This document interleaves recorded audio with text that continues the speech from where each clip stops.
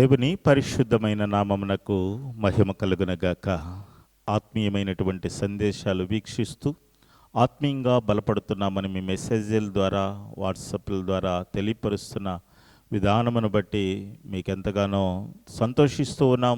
దేవుడు మిమ్మల్ని ఆశీర్వదించునుగాక. ఈరోజు కొద్ది మాటలు మనం ధ్యానం చేద్దాం. పరిశుద్ధ లేఖన భాగములలో నుండి మనం గనక చూసినట్లయితే కీర్తనల గ్రంథము 84వ కీర్తన 2వ వచనాన్ని మనం చూద్దాం. 84వ కీర్తన 2వ వచనం. యెహోవా మందిర ఆవరణములను చూడవలెనని నా ప్రాణము ఎంతో ఆశపడుచున్నది, అది సొమ్మచిల్లుచున్నది. జీవము గల దేవుని దర్శించుటకు నా హృదయమును నా శరీరమును ఆనందముతో కేకలు వేయిచూ ఉన్నవి. ప్రియులరా, గమనించండి, ఎవరు రాశారు ఈ కీర్తన అంటే కోరాహు కుమారులు రాశారు అని ఇక్కడ పైన రాయబడినట్లుగా మనం చూస్తూ ఉన్నాం. కోరాహు కుమారులు రాశారు అంటే కుమారుల పేరు మరుగు చేయబడి కోరాహు పేరు మాత్రమే వ్యక్తపరచబడింది.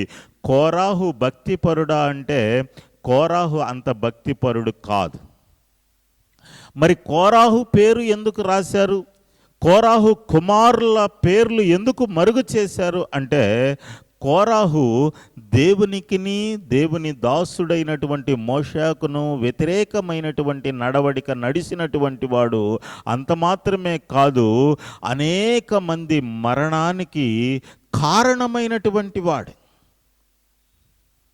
ఒక దినాన దేవుని ఉగ్రతను చూసేటటువంటి సమయములో కోరాహు భార్య ఇలా అంటుందంట, అయ్యా, నీ ఉగ్రతకు నా భర్త పాత్రుడే.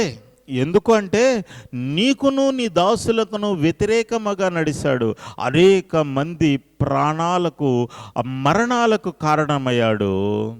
నీ ఉగ్రత నా భర్త మీదకి రావాల్సినటువంటిదే.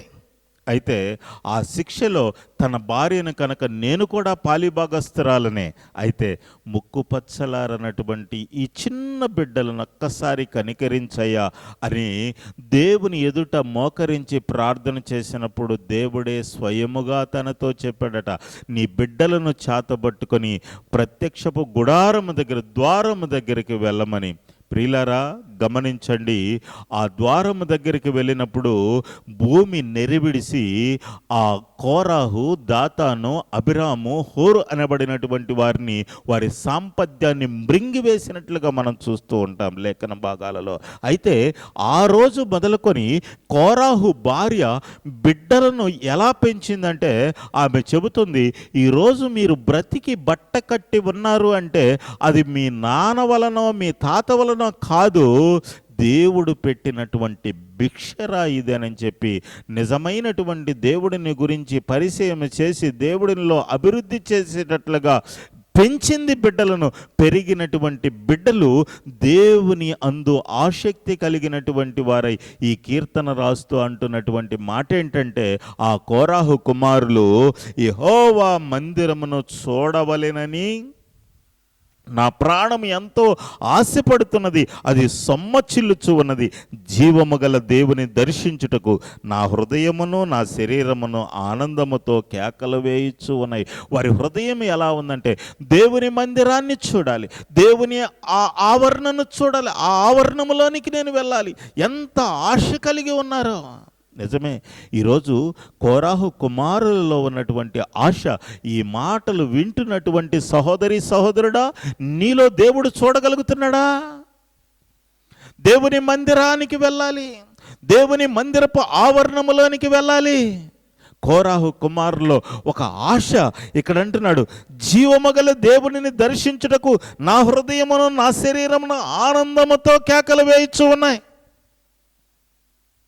నిజమే, వారి శరీరము వారి ఆ హృదయము ఆనందముతో కేకలు వేయచ్చు ఉన్నాయట.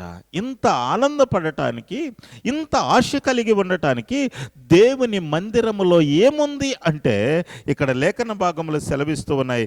4వ వచనములో నీ మందిరమునందు నివసించు వారు ధన్యులు అని తెలుసుకున్నారు. వాళ్ళు ఏమని తెలుసుకున్నారంటే ఆయన మందిరములో నివసించేటటువంటి వారందరూ ధన్యులు. ధనము సంపాదించినటువంటి వారు కాదు, ఆస్తులు సంపాదించినటువంటి వారు కాదు, ఐశ్వర్యవంతులు కాదు. ఎవరు ధన్యులు అంటే దేవుని మందిరములో నివసిస్తున్నటువంటి వారు ధన్యులు అని వారు తెలుసుకున్నారు. ఆ ధన్యత మాకు కూడా కావాలి కనుక మేము దేవుని మందిరానికి వెళ్ళాలి, దేవుని ఆవరణములో గడపాలి. ఈరోజు అలాంటి ధన్యత కలిగినటువంటి వ్యక్తిగా నువ్వు ఉన్నావా? ఆలోచన చేయి. వీరిలో ఒక ఆశ ఉన్నది. ఏంటి ఆశ అంటే దేవుని మందిరానికి వెళ్ళాలి. ఎందుకు ఈ ఆశ కలిగింది అంటే ఆ ధన్యత మేము కూడా పొందుకోవాలి. దేవుని మందిరంలో ఉన్నటువంటి వారు ధన్యులు, ఆ ధన్యత మాకు కూడా కావాలి, మాకు కూడా కావాలి. ఇంకా అంటాడు అదే మాటలో, అదే 4వ వచనంలో, వారు నిత్యము నిన్ను స్తుతిస్తారు. దేవుని మందిరములో ఏముంది అంటే స్తుతి ఉన్నది, స్తుతి ఆరాధన ఉన్నది. స్తుతి ఆ ధన్యులు, ఆ దేవుని మందిరములో ఉన్నటువంటి వారి స్థితిని మార్చివేస్తుంది. స్తుతించగలిగినటువంటి వారి స్థితి మార్చగలిగినటువంటి స్థలము దేవుని మందిరము. ఈరోజు నా స్థితి మారాలి అన్నా, నేను గౌరవించబడాలి అన్నా, నేను జ్ఞానవంతుడిగా ఉండాలి అన్నా, నేను ఆరోగ్యవంతుడిగా ఉండాలి అన్నా, నా స్థితి మారి ఉన్న స్థితిలో నుండి ఉన్నతమైనటువంటి స్థితిలోనికి నేను వెళ్ళాలి అంటే నేను దేవుని మందిరానికి వెళ్ళాలి. ఎంత ఆసక్తి అండి, ఎంత ఆశ అండి. దేవుని మందిరములో ఏముందో, దేవుని మందిరములో ఉన్నటువంటి వారు ఎలాంటి వారు, దేవుని మందిరములో ఏమి ఆ స్తుతికున్నటువంటి శక్తి ఏంటో చాలామందికి తెలియదు. ఈ కోరాహు కుమారులు తెలుసుకున్నారు. అక్కడ స్తుతి ఉన్నది, ఆ స్తుతి ద్వారా మా స్థితులు మారుతాయి. ఈరోజు ఎంతమంది ప్రజలకు ఈ విషయం తెలియదు? సహోదరి, సహోదరుడా, ఒకసారి ఆలోచన చేయి. దేవుని మందిరానికి వెళ్ళాలన్నటువంటి ఆశ వీరిలో ఎందుకు కలిగిందంటే ఆ మందిరంలో ఉన్నటువంటి వారు ధన్యులు అని వారు తెలుసుకున్నారు కనుక దేవుని మందిరానికి వెళ్ళాలనుకున్నారు. రెండవది, అక్కడ స్తుతించేటటువంటి గుంపు ఒకటి ఉన్నది. ఆ స్తుతించేటటువంటి గుంపులో నేను గనక ఉంటే నా స్థితి మారుతుంది, ఉన్న స్థితి నుండి ఉన్నతమైనటువంటి స్థితిలోనికి మనం వెళ్ళగలుగుతామన్నటువంటి ఒక ఆశ కలిగినటువంటి వారై దేవుని మందిరానికి వెళ్ళాలన్నటువంటి ఒక ఆశ కలిగి ఉన్నారు. ఇంకా దేవుని మందిరం మనం గనక చూసినట్లయితే 6వ వచనంలో దేవుని మందిరములో ఉన్నటువంటి వారు బాకాలోయలో వెలుచు దాన్ని జలమయముగా చేదురు, తొలకరి వాన దానిని దీవెనకరంగా మార్చును.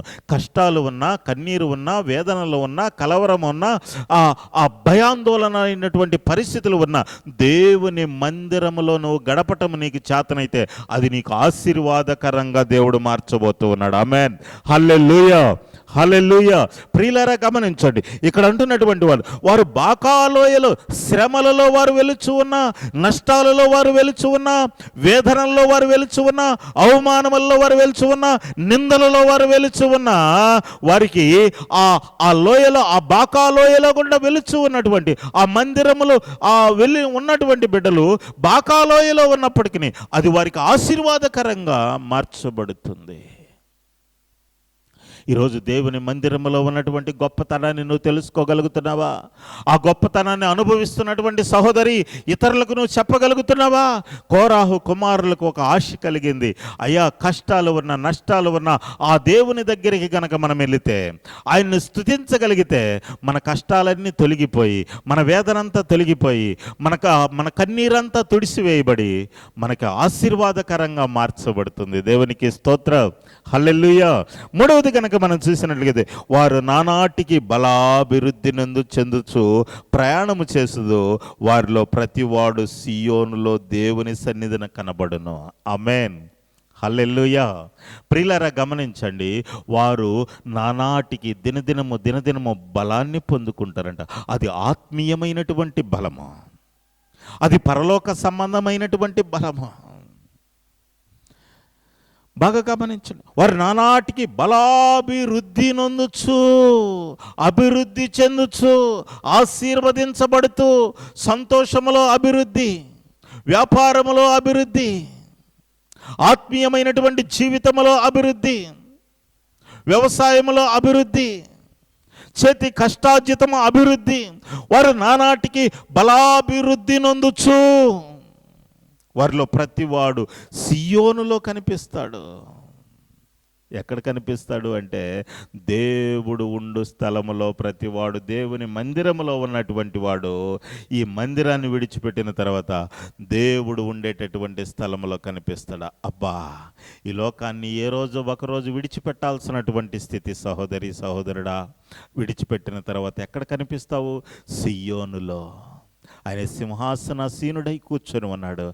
అక్కడ నిన్ను చూడాలి అంటే, అక్కడ నువ్వు ఉండాలి అంటే దేవుని మందిరములో గడపగలిగినటువంటి వారుగా ఉండాలి. అందుకే దేవుని మందిరములో ఆ సమృద్ధి కలిగినటువంటి ఆశీర్వాదాలతో కలిగినటువంటి స్తుతి ఉందని, ప్రార్థన ఉందని, అక్కడ దేవుడు కలుసుకునేటటువంటి స్థలమని, దేవుడు మానవుడిని కలుసుకునే స్థలమని, మానవుడు దేవుడిని కలుసుకునేటటువంటి స్థలమని, కష్టాలు నష్టాలు వ్యాధులు బాధలు అవన్నీ తొలగిపోయి ఆశీర్వాదకరమైనటువంటి స్థలమని కోరాహు కుమారులు తెలుసుకున్నారు. కనుకనే ఈ కీర్తన రాస్తూ అంటున్నారు, యెహోవా మందిరము ఆవరణమును చూడవలనని నా ప్రాణం ఎంతో ఆశపడుచు ఉన్నది.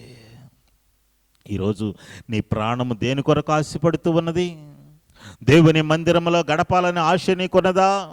దేవుని బిడ్డలతో సావాసము కలిగి ఉండాలన్నటువంటి ఆశ నీలో ఉన్నదా? దేవుడిని స్తుతించాలన్నటువంటి ఆశ నీలో ఉన్నదా? దేవునికి మన అవసరతలు చెప్పుకోవాలన్నటువంటి ఆశ నీలో ఉన్నదా? కోరాహు కుమారుల్లో ఆశ కలిగి జీవిస్తూ ఉన్నారు. వారి ఆశ ఏంటంటే దేవుని మందిరంలో నివాసం చేయాలి. ఈరోజు ఇట్టి ఆశ నీకు కలిగి ఉంటే దేవుడు తోడై ఉండే అన్ని విషయాల్లో నిన్ను బలపరుచునుగాక. ఆమేన్.